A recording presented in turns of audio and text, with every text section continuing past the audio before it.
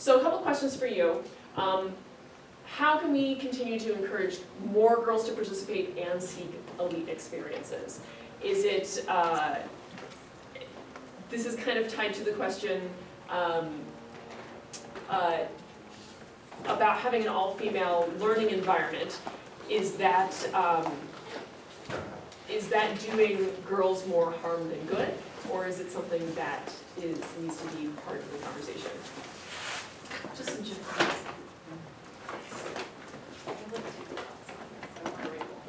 I think of my own experience. So when I wanted to start taking instruments in my lesson, my mother would be like, oh, you want guitar lessons? It has to be a female teacher. Well, because she wasn't comfortable, whatever. Okay. So the likeliness of finding a jazz female teacher, girl teacher, was not happening. So I learned folk and rock, and that's fine, but then what ensemble can you join? Yeah. So I didn't know the things I needed to know. I was very uncomfortable with improvising. Yeah. So I just always turn my volume down, was kind of solo. Yep. And then, you get to college and you're too embarrassed to say ask questions, and then it kind of snowballs from there because you're afraid of making mistakes, afraid people are going to think either, oh, she doesn't know that because she's a girl, or, well, it's okay for a girl, right? There's that sort of, they change their idea of what you should be able to do. On the other side, I can't see it. I see it both ways. I mean, there are organizations like Key Shreds, right? And it's great to, I know myself, it's been very educational. So many guitar players I wouldn't hear about otherwise because the mainstream would talk about them. But it's also a forum that men can be a part of. It's just not going to be a forum that talks about guitarists.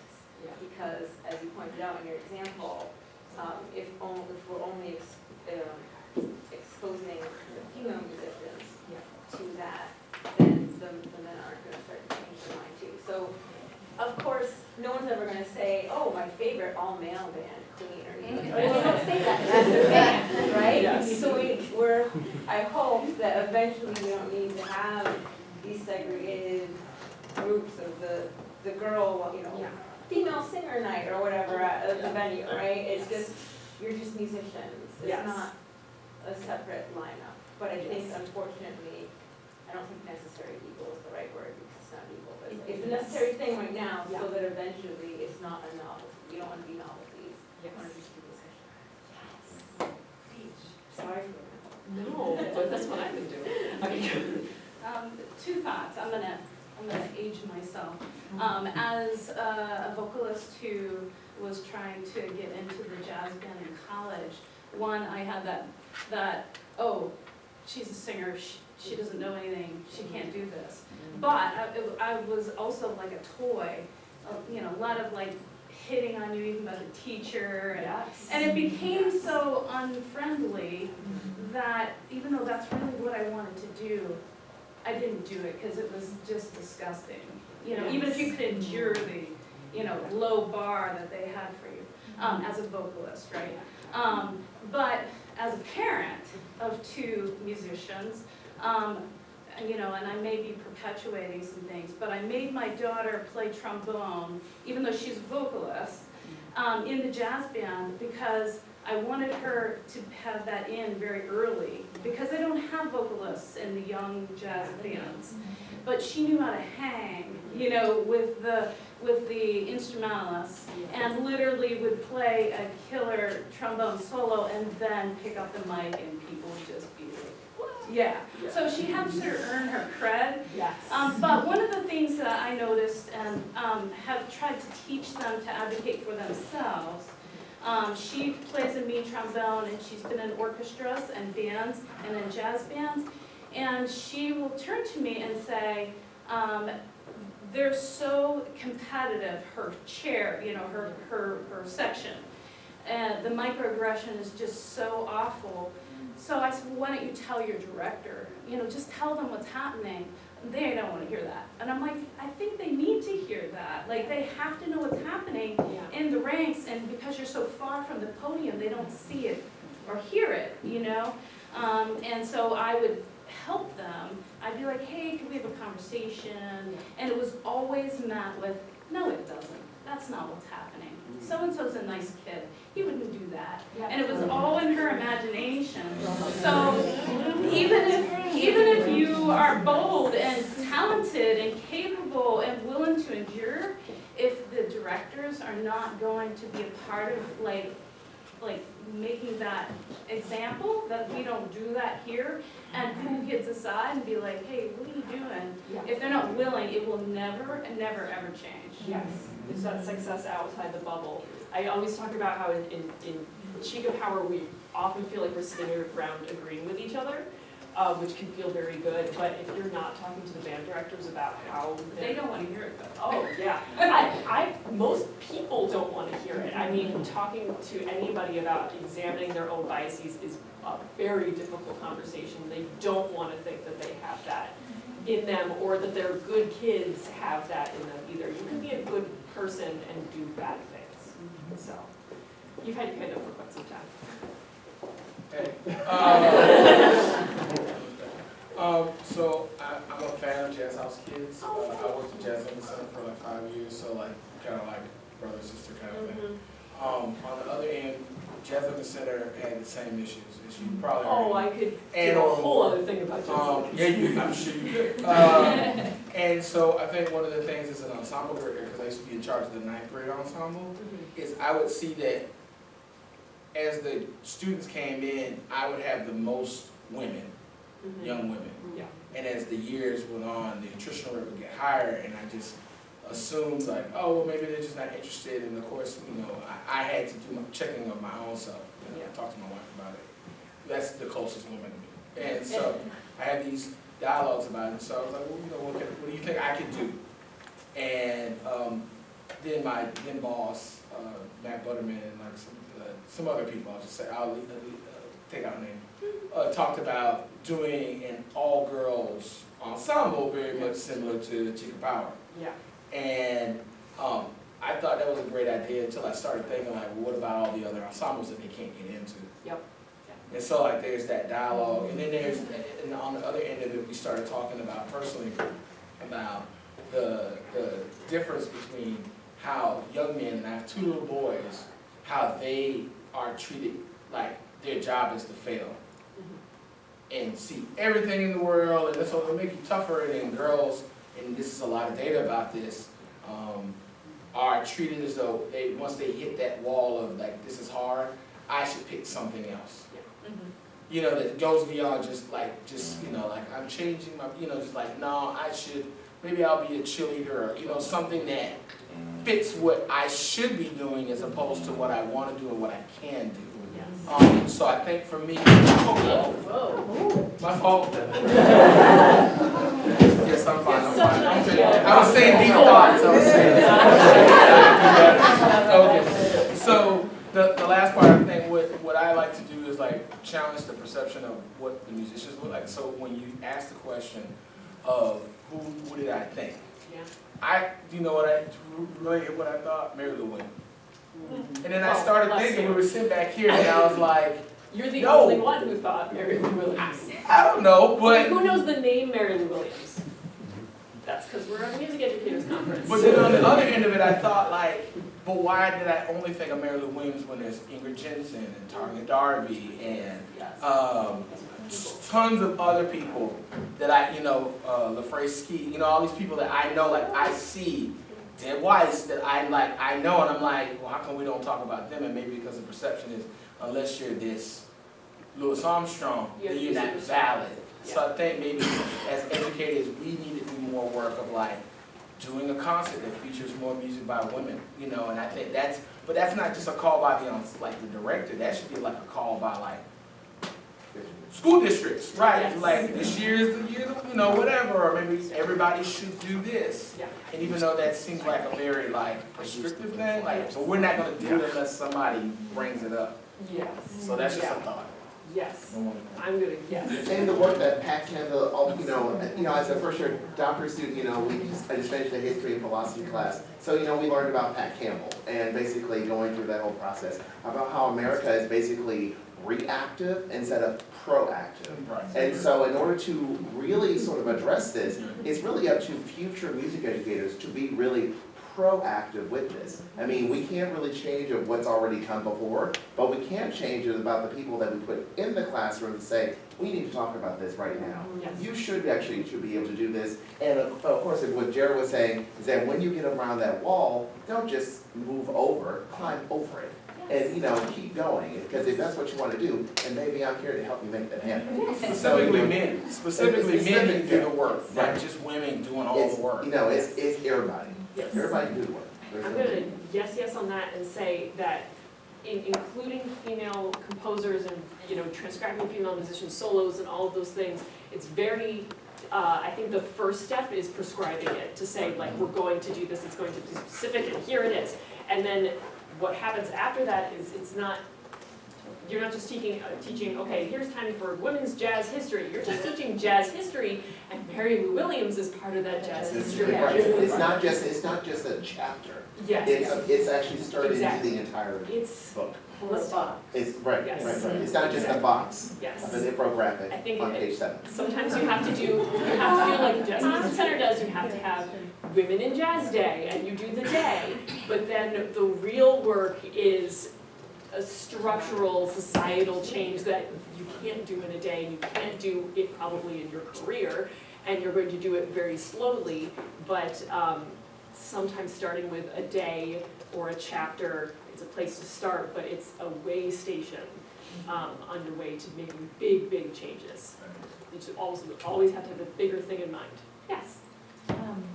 I teach chorus and general music, but this year I made a conscious decision that's kind of like my objective for the year, is to talk more about women composers, and also trying to program my entire choral program, all female composers, just trying. And I talked to my director about it, and she was a band teacher, and she was very supportive at the beginning, and then I found some, it's very hard to find. I teach 6th grade, so I'm very specific, like 2-part treble, and then I want to find something challenging. So then you go narrow, and then you click on the Boozy and Hawks website, you know, you click check box, 8 pieces left, right? So I started venturing to other websites, just do a general search, and then I found like 4 different websites with female composers suitable for and maybe I couldn't really see the Perusal page that well, so I wanted to just order maybe a couple Perusal copies just to play through them. So I sent the 4 links to my director, and she kind of took a look at it, and she sent me this email, and she said, I understand what you're trying to do, but don't put the cart in front of the horse. These don't look very suitable for your choir. I'm like, you okay? I don't know. I know my chorus, and so I had to close my computer, walk away from the room, take a deep breath, drink some water, and then I came back and I wrote, thank you for your concern. I'm only trying to order some Perusal copies, and I think that it's really important that we even show the publishers that there is an interest out there, so that we create demand, so they start to say, okay, we can ask these female composers to write more pieces because there's a demand out there. And I always say this to all my colleagues, because if you don't create a demand, if you don't say I'm actively looking, if you just say I'm just looking for, I don't look at the names first, because I just want quality music. No, you can't just say that, because by quality music, what do you mean, right? So if you say I am looking for music by female composers actively, and then you say that, and then you look for it, and then I wrote to J.W. Pepper, and I say, I can't find. Can you recommend? And they never wrote me back, right? So, That's too hard. but I'm just saying, like, you have to take this step. I mean, risk being ignored, risk being Yes. like ridiculed, Risk. and so she, luckily, there's a happy ending to the story. My director, Rolanda, she said, All right, I'll order them. And I just got also all female composers posters that I can plaster around my wall. So just a little bit of good news. Yay! We'll take it. Okay, yes, yes, I'm gonna bring up something really uncomfortable and it relates to the safe space. yes. If we have women that are constantly, or persons of color, constantly having microaggressions and or sexual assault, we have people who need to heal. Therefore, we must have a safe space for them to be able to learn. Otherwise, their brain is shut off. There's tons of research, we know this is true. So, yes, we need to push those girls over the wall, but if they're still wounded, we're hurting them again. So we have to be incredibly savvy. We need to learn about trauma. We have to educate ourselves about how to recognize someone who is being triggered and then how to nurture them back to a safe place within yourself. And if we can't learn that as teachers, that we're not going to be able to address this on a whole different level that has nothing to do with repertoire or representation or access. Those are things that are shutting girls down, and they shut girls down in our learning spaces all the time. Every single day, girls are shut down, right? I know I've been shut down. I've had to heal myself. I'm still healing myself. And I'm not trying to like draw attention to my own, but I'm shaking telling you this, right? I'm just even to speak this in public and to be able to put myself in a vulnerable position as a university professor saying, I've been traumatized and I still have blocks in my own learning process because of trauma that happens even sometimes when I'm teaching, right? As an early career teacher, I had repeated moments where I was triggered as a teacher in the classroom, right? Where I was shut down and I couldn't hardly function, right? We don't ever talk about that. And if we don't talk about that in relation to this issue, we're ignoring something that's probably, I believe, a huge, huge can of worms that it's beyond structural. It's internal. It's an internal structure. So we have to address that too, and that's something that's going to take a lot of education. There are some of us working on it. Yes. Yes. All right, we have about 4 minutes left. Thank you very much.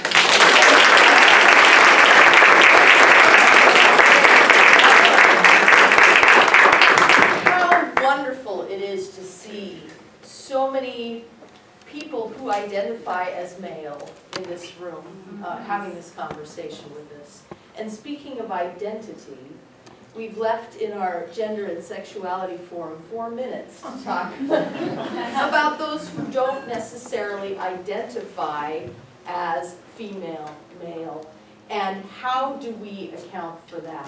Now, there are so many different directions we can go with only 4 minutes. Sorry. No. It wasn't just you, it was us. And we could keep going. We could have an entire conference on this gender piece. So I'm very quickly going to just mention some things that have come to me and then any comments that we might have at the end before we get to this. I thought today I was going to talk about my book, Queering Freedom. I'd like to first mention my book, Compassionate Music Teaching. Choosing the title Compassion has all of a sudden caused many people to not want to pick that book up. Equating compassion with poor quality. And we do that. One of the things we do is we equate quality of performance, as we mentioned, with a gender, and quality of teaching with a style. And the entire focus of that book, which I ran past my brother who has a 300-member marching band, to see if he would like it, was to say, no, we don't have to choose. We can be kind and we can be firm. We can be demanding and we can be empathetic. And in fact, I don't think we can be the best teachers in the world without that. So anyway, that's where I go with that. Now going on to this queer perspectives. Maybe just thinking, and maybe this is something we can take to next year's conversation, reimagine what socialization and music performance and education might look like without the narrowing or binary definitions of gender in the first place. We live in a world where we are identified as male or female. I choose to be called she because that's what people call me. But that's about the only reason why. So how does that play a role? Ida, you had a comment. Yeah, so as a coordinator, a K through 12 coordinator, I had to sort of come down on a decision around this point. The choral director, who is a fantastic choral program, has the women's choir and the men's choir, et cetera. And students are coming to me saying, I don't identify as a man, but I want to be in that women's choir, and I was trying to find a way to sort of navigate the conversation to get the choral director to see that it wasn't fair. And I said, first of all, why isn't this called a treble choir? And this, a tenor bass choir. I think that's more inclusive. And there was a costume issue also. And the very first day on the job as the coordinator, I was at this amazing concert, just fantastic musicality. And I pulled him aside and I said, I'm watching this huge group and I'm seeing a very uncomfortable person in the third row. And he's like, I don't see it. And I'm like, you need to look with those eyes, the lens, that this costume is not matching this person and they're feeling very uncomfortable in this very public space. And I feel like as music educators, as professors, we need to really look deeply at this point and get guidance on how to have that conversation, because walking into the school, I didn't have a lot of cred yet with them, and it was derailing the program in a way. So in our closing moments, we can think about LGBTQIA+ individuals, but we can also think about queering music education, which is an entirely different experience and can involve all of us, no matter how we identify. So on that note, we'll go to our next session, and thanks again to this panel.